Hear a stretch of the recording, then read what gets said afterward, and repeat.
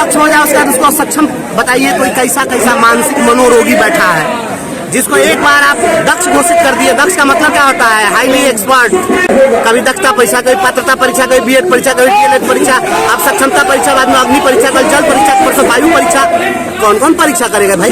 Bharatiya Janata party के नेताओं, बिहार के उप मुख्यमंत्री, मैं यह फोटो लेकर आया हूँ, इसको श्रद्धांजलि कौन देगा? जवाब मांगने के लिए आया हूँ। बताओ, यह विजय सिंह की तस्वीर है। इस तस्वीर को जरा आनंद भाई दिखाइए। यह विजय सिंह की तस्वीर है, यह भारतीय जनता पार्टी की तस्वीर है। भारतीय जनता पार्टी के इस कार्यकर्ता की जान गई, वो शिक्षकों के अधिकार की लड़ाई में। हम श्रद्धांजलि देते हैं विजय बाबू को। तुम श्रद्धांजलि कब दोगे? जवाब दो और नौटंकी करना बंद करो। बात करना है, शिक्षकों से बात करो। अगर जब आ करके और धरना प्रदर्शन में कहते थे कि शिक्षकों को वाजिब हक मिलना चाहिए, तो उस दिन लाठी खाकर दिखावा किए थे, अपना खून बहाकर नौटंकी किए थे सत्ता की मलाई मारने के लिए, या वास्तव में शिक्षकों के हितैषी हो? आज विजय सिंह को श्रद्धांजलि देने के लिए आपको आगे आना होगा, शिक्षकों से बात करनी होगी। माननीय संयोजक महोदय, सभी लोगों से बात करिए और आप प्रशासन को अल्टीमेटम दीजिए। ये प्रशासन के बैठे हुए जो पदाधिकारी हैं, हम इन लोगों का चेहरा देखने के लिए और फोटो खिंचाने के लिए नहीं आए हैं, निर्णायक मोड़ पर आए हैं। निर्णय होगा।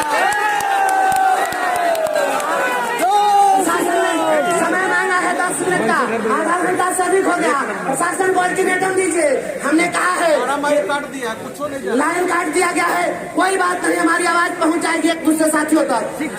हमने कहा है कि अगर बिहार के साथियों, एक पत्नी में और एक वेश्या में क्या अंतर होता है? केवल और केवल इतना ही अंतर होता है कि पत्नी कमिटेड होती है कि तेरे साथ है तो किसी और के साथ नहीं रहेगी। मेरे दोस्त, जो हर रात बिस्तर बदल दे वो पत्नी नहीं होती है, वो वेश्या होती है। बिहार की जनता को इन राजनीतिक गणिकाओं से, इन वेश्याओं से आज शर्मिंदगी उठानी पड़ रही है। कोई गौरव के साथ नहीं कर सकता। हम उस बिहार के रहने वाले हैं जहाँ पर इतने इतने महान महापुरुष राजनेता रात में किसी और के साथ बिस्तर साझा करते हैं और दिन में किसी और के साथ बिस्तर साझा करते हैं, और पार्क में जाकर किसी के और के साथ हाथ में हाथ जोड़ी करते हैं। और बात के ऐसे ये लोग पीछे हटने वाले लोग हैं, कहते हैं अभी बहुत नेता लोग आए थे। मैं चूंकि किसी को अपमानित करना नहीं चाहता हूँ, लेकिन बहुत ही दुख के साथ कहना चाहता हूँ, बहुत दुख है सभी लोगों को। अब तो मैं सोचता हूँ कि किसकी मैं तारीफ करूँ, किसके बारे में मैं कुछ कहूँ। जिसे मैं हार समझा था गला सुंदर सजाने को, वही अब नाग बन बैठा गले को काट खाने को। मेरे दोस्त, मेरे साथी, मेरे भाई, और देखिए, आपको धक्का दिया गया। जब मारपीट होती है, किसी दो पक्षों में जब मारपीट होती है तो किसी को लोग मारता है, धक्का देता है, घसीटता है, और घसीटते घसीटते जब जो कमजोर पड़ता है, दीवार के सहारे जाकर टिक जाता है, उसके बाद पीछे हटने का कोई विकल्प नहीं होता है, तो वहां पर वह व्यक्ति क्या करता है? वहां पर आर पार की लड़ाई लड़ता है। हम लोगों को धक्का दिया गया है। हम लोगों को स्कूल में जांच के नाम पर, प्रतिदिन फोटो के नाम पर, सेल्फी के नाम पर, कभी कहता है कि बाथरूम जो कर रहा है उसके साथ फोटो खिंचाओ, कभी एक बार अपने अपने घर में बुला के भी अपने परिवार के सभी लोगों के साथ भी हम लोग का फोटो खिंचवा दो। आप इस तरीके से जो कर रहे हैं, शिक्षकों को धक्का देते देते आपने कहा ला दिया, आपने उस दीवार में सटा दिया कि पीछे हटने का विकल्प नहीं है। या तो अब तुमको लड़ेंगे, भिड़ेंगे, जीतेंगे, और नहीं तो मेरे दोस्त, हिंदुस्तान के जो लोग हैं, यहाँ के जो बेटे हैं, जब हम राजस्थान का इतिहास पढ़ते हैं तो खून खौल उठता है। जब हिंदुस्तान के जो बहादुर जो यहाँ के सैनिक होते थे, जब आ करके और उसके किले को घेर लिया जाता था, और जब तय हो जाता था कि बाहर में सैनिकों की, दुश्मनों की फौज इतनी बड़ी है कि हम वहाँ पर जीत नहीं सकते हैं, तब भी हमारे सैनिक पीछे नहीं हटते थे।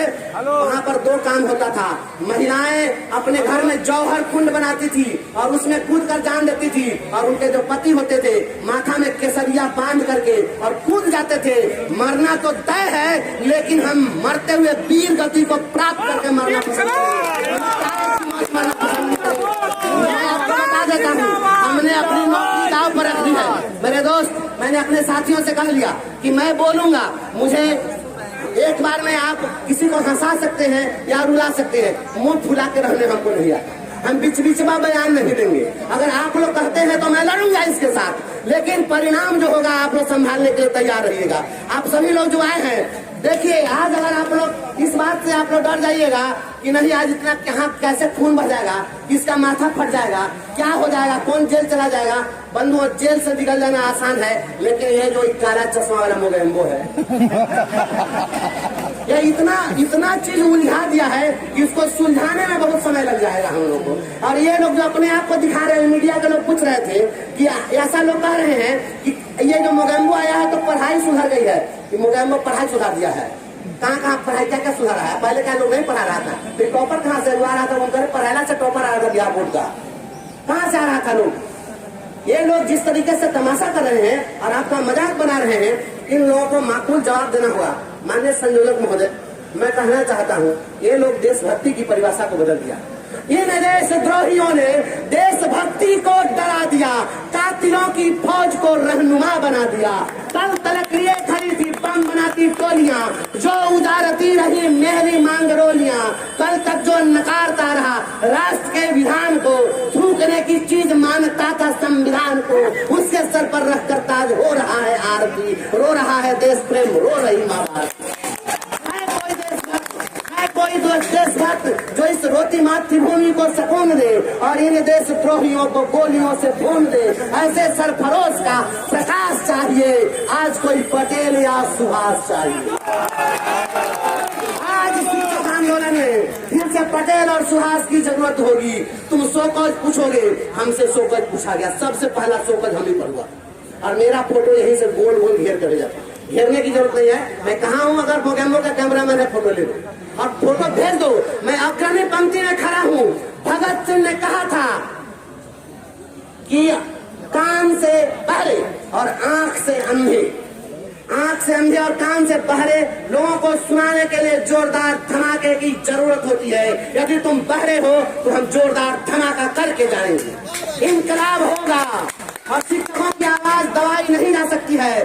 सर आज बहुत आक्रामक हैं। आक्रामक हम नहीं है, बिहार का एक एक शिक्षक आक्रामक है और आक्रामक रहेगा, क्योंकि जब किसी भी व्यक्ति को आक्रामक बनने के लिए आप विवश कर देंगे, जो विषधर भी होता है वह भी जल्दी फन नहीं निकालता है। जब उसको छेड़ा जाएगा तो छोड़ेंगे नहीं। छेड़ने का काम क्या है इस व्यवस्था ने, इसलिए हम लोग निश्चित रूप से क्या छेड़ दिया है? इस सरकार ने छेड़ा, शिक्षा विभाग के आला अधिकारियों ने छेड़ा है, लोकतंत्र का गला घोटा जा रहा है, प्रतिनिधि शिक्षकों पर कहर ढाए जा रहे हैं, शिक्षकों को गुलाम बनाया जा रहा है। हम लोग गुलामी करने के लिए नहीं आए हैं। नौकरी करने का मतलब, राज्य सेवा में आने का मतलब गुलामी नहीं होती। किस चीज का विरोध में है? एकमात्र मांग है बिहार के तमाम शिक्षकों को जो विगत 2 दशकों से काम कर रहे हैं, ये बिना शर्त राज्यकर्मी का दर्जा दे दीजिए। ये सक्षमता परीक्षा, अंतर जिला स्थानांतरण, शिक्षकों के साथ प्रतिदिन जो नौटंकी तमाशा हो रहा है, ये बंद। के पाठक पर कितना आक्रोशित है? के पाठक जी पर क्या आक्रोशित होना है? के पाठक क्या है? के पाठक एक नौकर है, तो हमको आक्रोश नौकर पर नहीं है, मालिक पर। मालिक पर है। ऐसा नौकर तो कभी भी इधर से उधर जाता रहता है, इसलिए उसे नौकर से काम लेना देना। नौकर बिना मालिक की इजाजत के कुछ कर सकता है? तो विजय सिन्हा तो आप लोगों को प्रदर्शन में साथ दिए थे, अब तो सरकार में आ गए हैं।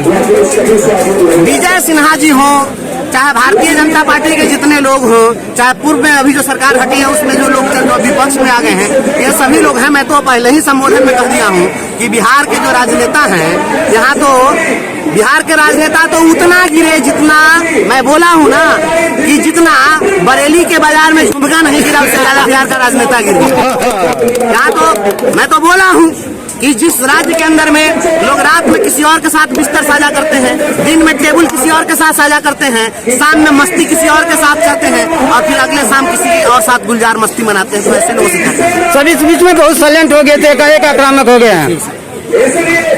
भगत सिंह ने कहा, अपने भाई को जब पत्र लिखा था तो भगत सिंह ने कहा, उस पत्र में लिखा है, उन्हें यह फिक्र है हरदम नई तर्जे जफा क्या है।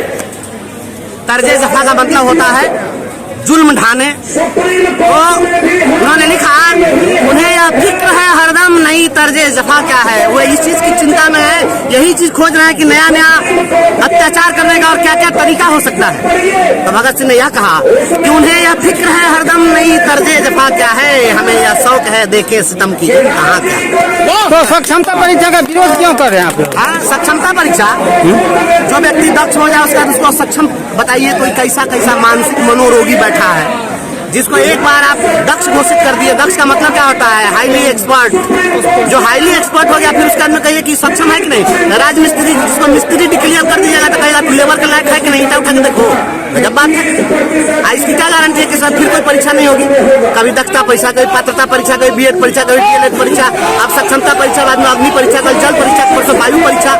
कौन कौन परीक्षा करेगा भाई? स्कूल छोड़ के आ गए हैं, कार्रवाई होगी।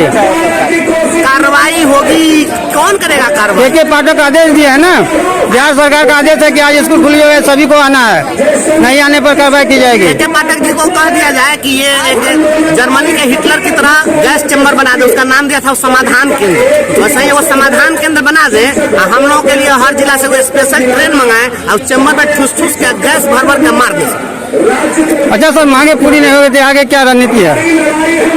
अब मांगे पूरी नहीं होगी, हम पहले ही कहा है नकारात्मक बात बोले कि नहीं पूरी होगी। मांग हम जिससे करने आए हैं और लोकतांत्रिक व्यवस्था में उस कुर्सी पर बैठे हुए हैं। हमारी मांग राजा से है और ये लोकतांत्रिक व्यवस्था है। जो राजतंत्र होता था